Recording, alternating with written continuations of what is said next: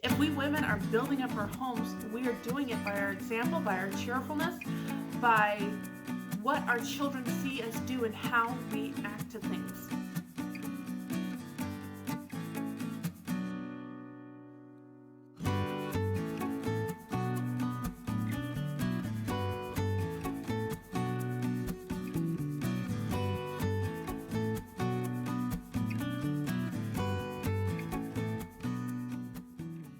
Hi, welcome back to my channel. This is going to be a little bit of a unique video just because of the irony of this video. So what I want to talk about is kind of a reflective video. During this time of this, worldwide quarantine, and how I think our natural home habits are starting to present themselves or make known themselves, and how chaotic our world is, and just some things that I've learned during this time of I didn't really have internet, and I don't have television, and I didn't have any of that for a month and 3 weeks, so almost 2 months. Probably the most eye-opening thing that happened was seeing what happened once we actually got internet. When you're in that time of not having it, yeah, it's frustrating sometimes. I need to check our bank account, and I can't, because banks are closed. You can't access all these things that you normally would. Couldn't do that. Didn't have internet. Banks were closed. There was a number of things that I was dependent upon with my internet, uploading YouTube videos, and I didn't have any of that. But on the other side of the coin, we didn't have internet to veg out, as the saying goes. We didn't have internet to check in with teachers. We didn't have internet to look up how to do certain things. I didn't have internet to do a huge bulk of time online. Now, our phones have data, and it's about 2 gigabytes for both of us for the entire month. Now, it's a lot when you're just looking up a little bit of things, but even so far as recipes, if I left my data on while I had a recipe going, those videos that play in the ads, they would just suck up a huge bulk of it. Watching stories on Instagram sucked a huge bulk of it. Uploading pictures and videos to Instagram and stuff sucked up a big portion of it. Going to places like Walmart, where you could maybe stand in an aisle and try to get a couple of things done quickly before you go grab another thing and could then do a couple of bit more, suddenly we're taken away with this quarantine. And maybe this video is kind of blossomed out of the comment that I heard quite a few times when I would talk to certain friends, families, even people on our own neighborhood, and I'd be like, yes, we can't do any of that. We don't have internet. The next door neighbors brought a whole stack of DVDs for the kids to watch. I'm like, we don't have a television set. And it was just like this, what do you guys do? And it wasn't just us, it's that a lot of people I was seeing on my social media platform like Facebook and Instagram, and when I say a lot, it's like in the whole realm of the world, my little portion of friends and that little portion of that friend. So I would take that with a grain of salt. So maybe it's not like steady stream of everybody all around, but a good number of people were talking about how during this time of being home, they kind of fell into these bad habits, or they saw some bad habits happening. And some of those being things like watching more television, spending more time on their phones, all these other things. And they were deliberately trying to make the decision to do more productive things with their time. On the other side of that coin was they didn't see how people were having, some of the other interruption from kids. Some of these other moms are trying to figure out, how are you guys having all this extra time? I don't even see any extra time going on right here.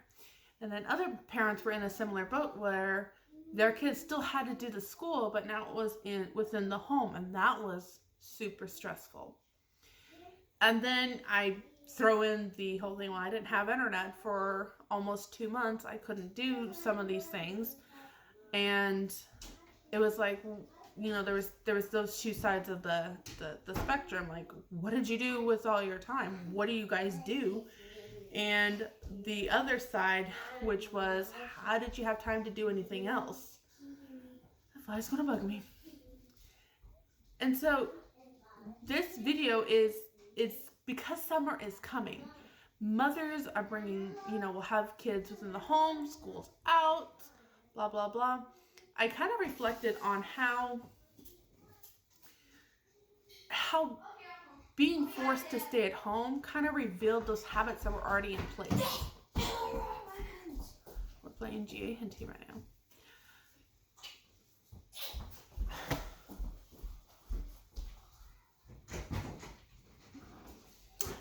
So that's what happens. I make a video and kids come through. And you might hear some things that you're scratching your head thinking, what the heck are they doing?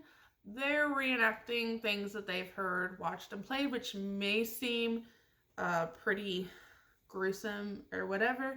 It's G.A. Henty, so we've got Civil War battles, Roman army battles. You never know what you're going to find in this house.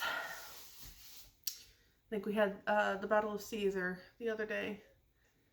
Now it looks like we've got a Japanese warrior thing going on. They were watching how to make Japanese swords the other day. And like I said, never know what's going to go on in this house. Those habits kind of sink or become visible. You know, even if you have a good routine structure of the day, typically that routine may mean going to ballet lessons, going to soccer practice, going to this, going to that, working out at a gym, going to the store just when you need something, maybe going to the park quite often. All of these things kind of fit into your routine, library, within the day, and suddenly all of that was taken away. So it might seem like we have extra time right now, right? Well, our home habits are pretty much already in place. We get up, we eat, we have chores to do, and we have meals to make, and What do your kids do when they're home for a huge part of the day? According to statistics, kids are on screens for 4 to 6 hours a day. Well, when I don't give my kids those screens, those 4 to 6 hours a day have a habit of something else filling that time. So maybe you seem like you're on more, but if you take out your big structure of the day and put all of that to what you typically do at home, then put that on repeat for all the time that you have to be at home, it might seem that suddenly, well, those 20, 40 minutes on screen time are much longer. Your schedules for the summer when the kids are home, and again, you're trying to keep the screen time reined in, you might, again, have a different structure of, well, we have summer camps that we do. Well, that's been taken away, or we don't have that right now, but you have that structure routine. So even those don't fit within what we have here. Again, those home habits, I think, really kind of presented themselves. So not having a television is actually something we implemented many years ago. My daughter's going to be 13 this year, so we implemented it between 11 and 12 years ago. I had a television in my main bedroom, and I had to make a decision at one point if we kept the television or kept the bookcase. That decision that we made so many years ago was one of the best things I ever did. And my husband was all on board, and I am blessed in that. Not every woman has that blessing. We don't have a television, and we started it then. And it was always, if we want to watch something, we'll just put the laptop on, we'll put a DVD in there or whatever, and we'll watch something that way. And a laptop almost has like a work purpose to it. We don't typically get on the laptops to browse like we do our phones. Typically, laptop has a thing of where it's been closed and put away. For me, it is. I don't have a computer desk. I don't have a computer desk. It goes in its little carrying case, and the case is put away. So it's not visibly out. It's not a constant thing in the forefront of my mind that this is available to use for babysitting or whatever you want to call it, downtime, relaxation, whatever. It's not visibly there. Again, that is the decision we made 12 to 13 years ago, before we had 5 kids. We had a baby at the time who really could care less what we were watching. And for the most part, she probably would not have understood what we were watching, because a lot of it was Dean Martin and Jerry Lewis comedy hour. Or Columbo episodes. That's what my husband loved, and that's what we had time to do, so that's what we watched. It wasn't a lot of the things that you could find today. So that was a starting point in how we got where we were today. And if you were to go and flip everything off right now, it would be a really hard transition. It would not go as smoothly as my story did, but it doesn't mean that it's not worth pursuing. What was interesting to me during this whole time is that we had internet for the most part every single day, 24/7, back in our home in California. It was a little bit more broken up here in Indiana until we had our established home. And again, once we moved here, we lost what we had from the rental, which we only had for like a month. And we lost that and came here, and then we didn't have it for almost 2 months. I feel like I'm stumbling here. But that habit of home and what we did at home and what we did with that internet time was pretty much established from the previous years. So maybe we watched an episode once in a while in the afternoon or whatever, but my phone, I always had it nearby. Got to answer those texts, and more importantly, I kept it nearby so that the kids wouldn't take it and do whatever they wanted with it. It was kind of like my self-discipline for them. Losing all of that, and the kids didn't necessarily come and hover over me to see what I was doing, what I was watching, what I was looking at, all of that was gone. The ability to go and watch a video online was gone. Looking up simple things on how to do stuff, which honestly, that's like a good tool for the internet, that was gone.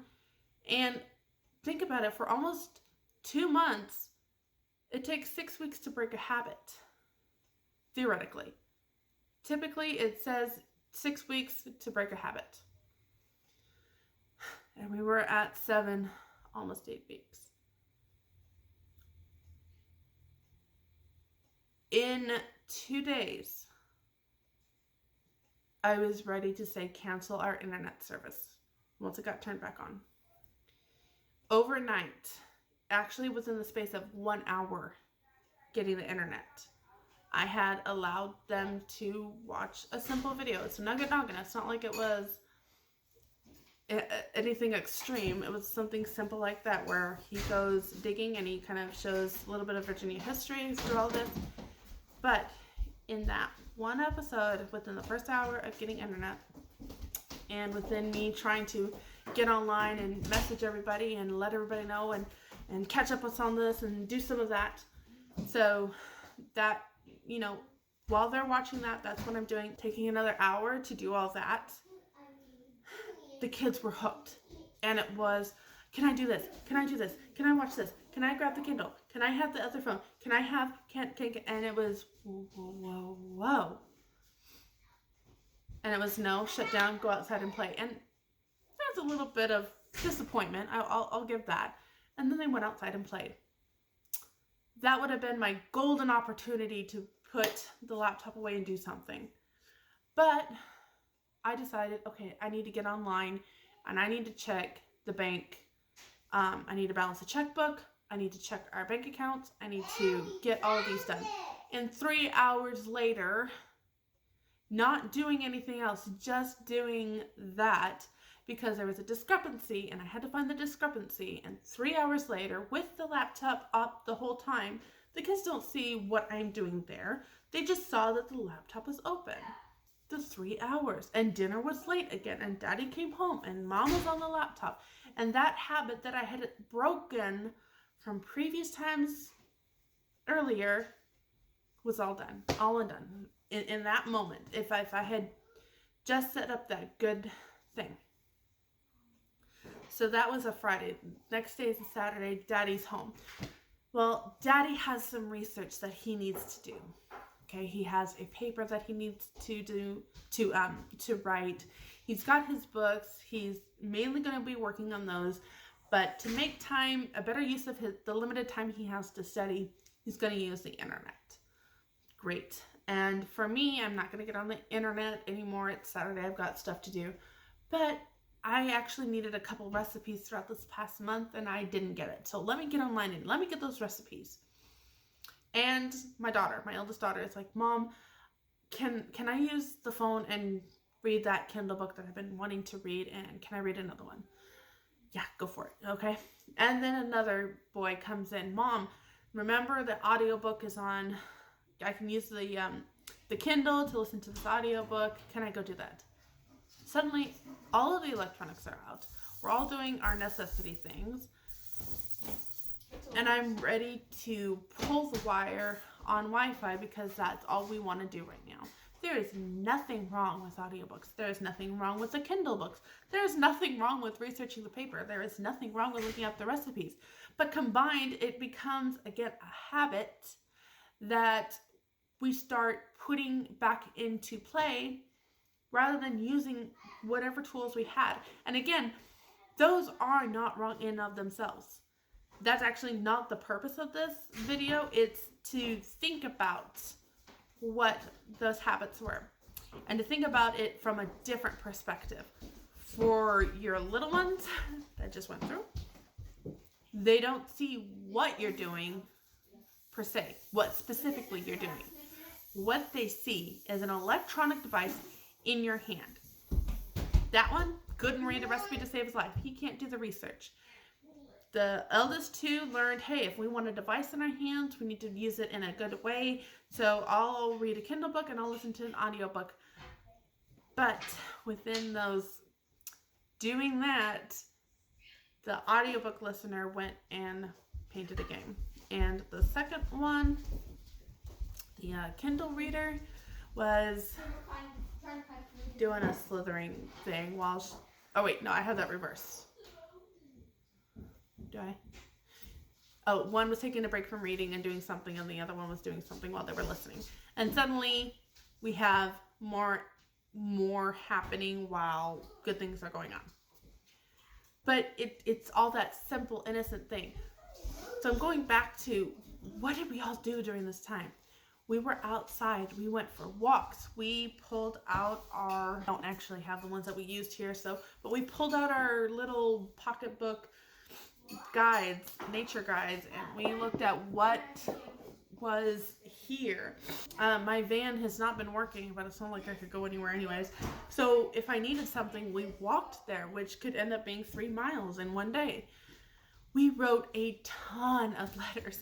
I probably spent a small fortune, maybe a whole week's grocery budget in stamps these past 2 months because of all the letter writing we did.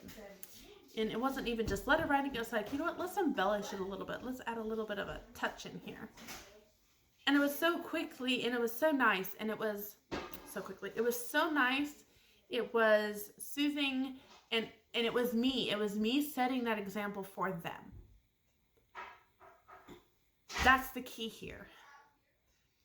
Proverbs 14:1 tells about the wise woman that builds her home up and the foolish one that tears it down with her hands. There are so many scripture references. Do you guys need something? Nope. There's so many scripture references about the influence we women have within our homes. There's so many. And here I am. I'm talking into a camera. My kids are walking by. I mean, I even see this irony here. But they know that for the most part, this whole morning, this phone has been put away. I have not picked it up. I have read multiple books to them. We finished multiple books. I did a whole Betsy Tacy Treasury whenever my daughter asked me, and I was like, yep, I can do it. Let's sit down and do it. I have projects that I finished. I have all these things that I did because I didn't have the internet and I didn't have the phone. And all this time, I even have time limits within myself for Instagram and Facebook. They're on there. But even 45 minutes on Facebook and 45 minutes on Instagram, that's an hour and a half that I could have done with something else. If we women are building up our homes, we are doing it by our example, by our cheerfulness, by what our children see us do and how we act to things. If I use that phone as a tool, then that's what my children are going to see it being used as.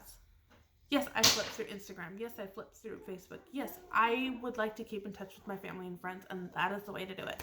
But another way to do it was to write all those letters, and I have still kept up with that. We've had internet for 5 days now, and I've still been writing letters, and the kids see me doing that. I still make these new meals, and they're seeing me doing that. I do all these things, and they are seeing me doing that, and those are important things to do. So you want to know, people out there, how this is working out for me, not having internet? It was working out wonderfully. I'm so glad to have internet again. You guys don't know how glad I am to have the internet again. I'm so glad. But that 7 weeks of not having it, and those habits that I had started with writing those letters, to being outside with my kids, to crocheting and knitting with my daughters, to reading to all of my kids, to getting on the floor and playing cards with my son, to teaching them new games, and all of those things, because I did not have the internet, was so worth it. Had set those habits up, and I get the hiatus people do on Instagram and Facebook now. I get it. I get why they leave. I probably won't do it. I'll be realistic. I'm not at that point right now. I still see the benefits of it. It's a great way for, here's the nature guide I was trying to tell you guys, but I'll leave this link down below. Like, this was really helpful, and we saw a lot of this anyways, and I've had a couple people ask me where I got that, so I'm going to show you. But let's get back. The time that I've invested, let me put it that way. The time that I invested gave me a great return. Dang, was it hard. It was stinking hard, because sometimes I had to text family and friends and beg them to find me a recipe to start my sourdough. I couldn't get on Pinterest. That would suck all my data up, and we had a $40 extra charge last month because of all the extra data we used. Can't do that again. There's no money for that. So I had to ask and pray that I was not irritating the pants off of them, that I was constantly asking them to look something up for me. I had to wait to look up things until I could get to a coffee shop to buy a $5 cup of coffee, just so I can have those few minutes to get the internet and look up recipes and then screenshot them, and so that I would have them. But that 7 weeks of setting this habit of, I can't, therefore this needs to happen, was the biggest investment into my family that I could have made. And it's yielded me a great return. The children have been a little bit difficult lately. Now we have internet. Now here's the real test. Now we have internet. Now we can get on. And we're having to say no to ourselves. It's easy not to eat that chocolate bar or chocolate cake or whatever it is when it's not in the fridge. But when it's in the fridge, that is when your biggest discipline happens. When you say no, or when you say, you know what? Yes, I'll have a piece of chocolate cake, but I'm going to eat a nice, good portion size rather than half the cake that I really want to eat. So I don't hate this quarantine. What was I doing this whole quarantine? I was learning to live. I was learning to train myself to see what I could do when that distraction was gone. Okay, here's another thing. Yep, the laundry still piled up. For sure it did. No, it didn't give me all that extra time to do the laundry because I was writing letters. But I kept more on top of it than I usually did. We didn't have spaghetti because I ran out of time to make a good meal. We had spaghetti because, you know what? Spaghetti sounded really good tonight. Let's make it. Let's take a little bit of extra time and make a good pot of spaghetti. That lesson will always stay with me. What the 6 weeks did, 7 weeks, what those 7 weeks did to our family during this time. I recommend you turning off your Wi-Fi. Turn it off, let's say between 8 a.m. and 5 p.m., your work hours, okay? Turn it off.